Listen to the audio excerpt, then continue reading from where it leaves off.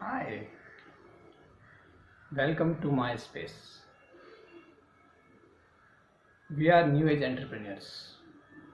हम यहाँ बात करते हैं न्यू स्टार्टअप्स की। हम यहाँ बात करते हैं हमारे बिजनेस ग्रोथ की। हम यहाँ बात करते हैं आने वाले कल की और हम हमारे आने वाले कल को क्या दे सकते हैं उस बारे में।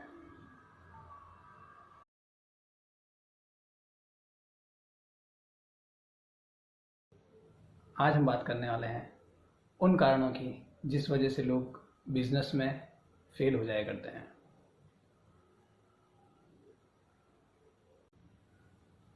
पहला कारण, सेविंग देयर एक्सपेंसेस। जब कोई व्यक्ति बिजनेस शुरू करता है तो अपने खर्चों को बचाने की कोशिश करता है। ये एक मिथ है कि हम जितना खर्चा कम करेंगे वो हमारी आमदनी बढ़ाएगा। नहीं, जहाँ ज़रूरत है वहाँ आपको एक्सपेंसेस करना ही पड़ेगा। मान लीजिए आप अपने खर्चे को बचाने के लिए एक छोटा ऑफिस लेते हैं जहाँ आप प्रॉपर काम नहीं कर पाते, आपका बिज़नेस अच्छे से नहीं चल पाएगा। मान लीजिए खर्चा बचाने के लिए अगर आप 5 के स्टाफ की जगह 2 से काम चला रहे हैं तो आपका बिज़नेस आगे नहीं बल्कि पीछे जाएगा। अगर आप खर्चा बचाने के लिए ऐसे एम्प्लॉयज़ हायर करते हैं जो फ्रेशर हैं, जो नहीं जानते काम को, तो उनके ऊपर आप ज़्यादा एक्सपेंसेस करेंगे और कम रिटर्न पाएंगे। बेटर है आप एक ऐसा व्यक्ति लगाइए जो आपके काम को अच्छे से कर सके, चाहे उस पर एक्सपेंसेस ज़्यादा लगे।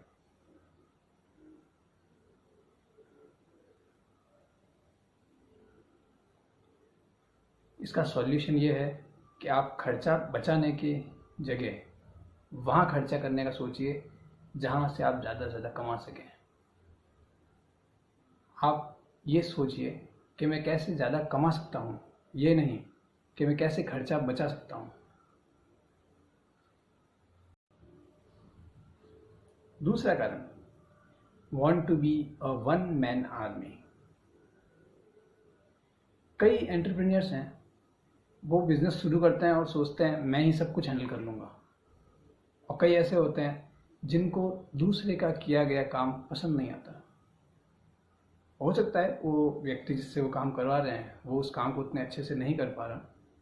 अगर नहीं कर पा रहा तो आप किसी और को, किसी बेहतर को हायर कीजिए। खुद सारे काम नहीं कर सकते आप।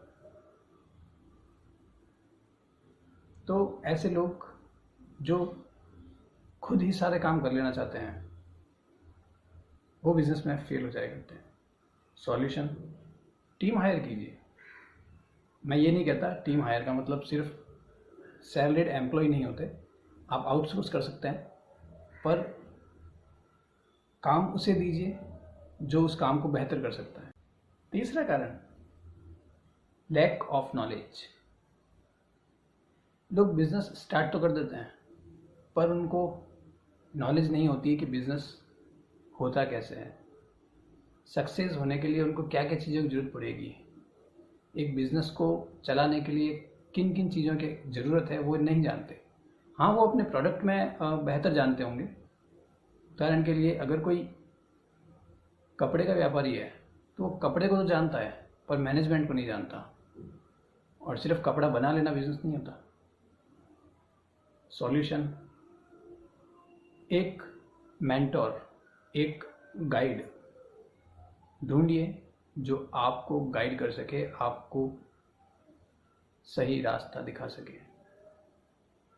मेंटोर या गाइड से मेरा बिल्कुल वो मतलब नहीं कि आप किसी को पे कीजिए, किसी कोच को हायर कीजिए या उससे आप ट्रेनिंग लीजिए। नहीं, अपने पहचान में किसी ऐसे इंसान को ढूंढिए जो उस बिज़नेस को सक्सेसफुली कर चुका है और उससे सलाह लीजिए। चौथा कारण, फोकस ऑन ओनली सेल्स। कई लोग बिज़नेस शुरू करते हैं और उनका ये मानना है कि अगर आप बेच सकते हैं तो आप बिज़नेस कर सकते हैं। मैं बिल्कुल इस बात को मानता हूँ, मगर सिर्फ बेच लेना बिज़नेस नहीं। ये बिजनेस का एक हिस्सा है, पूरा बिजनेस नहीं। तो अगर आपको खाना बनाना है तो उसमें नमक, मिर्च, हल्दी और जो भी उसमें ज़रूरी इंग्रेडिएंट्स हैं सब बराबर मात्रा में होने पड़ेंगे, तभी वो एक सही। सिर्फ नमक या सिर्फ मिर्ची या सिर्फ कोई एक इंग्रेडिएंट आपकी पूरी सब्जी नहीं बना सकता। सॉल्यूशन, आपको अपने बिजनेस के हर डिपार्टमेंट पे इक्वली फोकस करना होगा।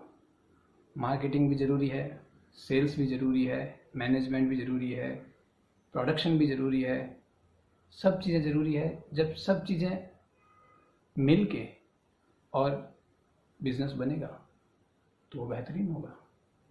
5वां कारण, फियर टू टेक एक्शन।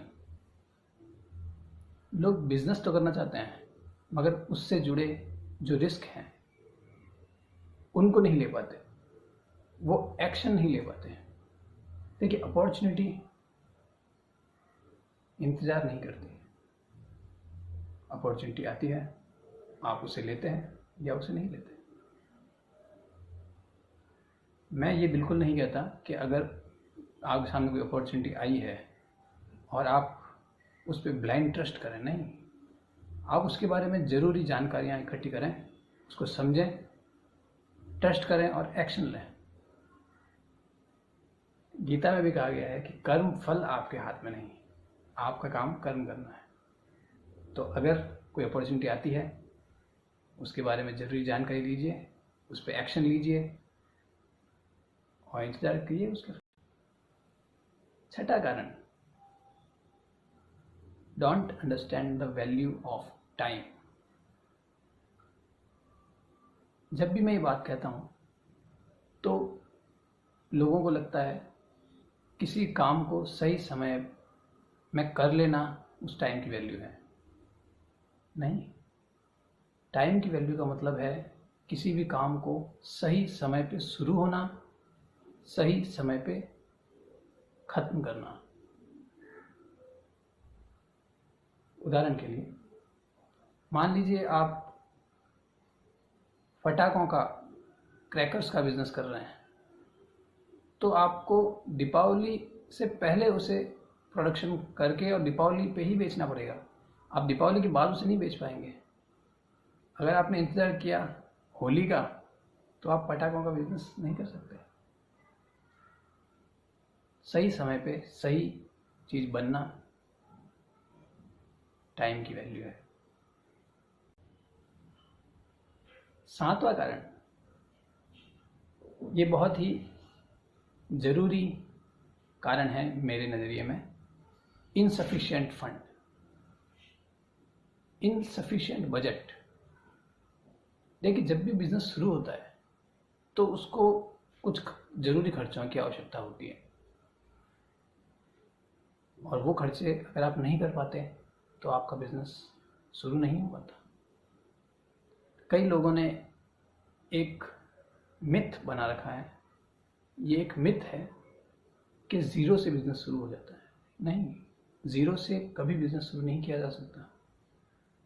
बेशक वो पैसा आपका होगा, बेशक वो पैसा फैमिली में से किसी का, दोस्त का, रिश्तेदार का, किसी का भी होगा, मगर ज़ीरो से बिज़नेस शुरू नहीं होता। जिनके बारे में हम सुनते हैं उन्होंने ज़ीरो से बिज़नेस शुरू किया है, उन्होंने ज़ीरो से बिज़नेस शुरू किया और फेल हुए, फिर नया बिज़नेस शुरू किया, फिर फेल हुए, फिर उन्होंने सीखा, फिर उन्होंने थोड़ा पैसा कमाया, फिर वो पैसा लगाया, उसने बिज़नेस किया और वो सक्सेस हुए। ज़ीरो से शुरू किया गया बिज़नेस ज़ीरो ही देगा। मैं कई बार लोगों को कहता हूँ कि 0 + 0 = 0, 0 - 0 = 0, 0 × 0 = 0। तो ज़ीरो के साथ आप कुछ भी करेंगे आप ज़ीरो ही पाएंगे। अगर आप ज़ीरो से बिज़नेस शुरू करने का सोच रहे हैं तो आप अंत में ज़ीरो ही लेके आएंगे। तो ये कुछ कारण थे मेरे नज़रिए में जिनकी वजह से बिज़नेस स्टार्टिंग के कुछ समय में ही ख़त्म हो जाते हैं, वो स्ट्रगल नहीं कर पाते।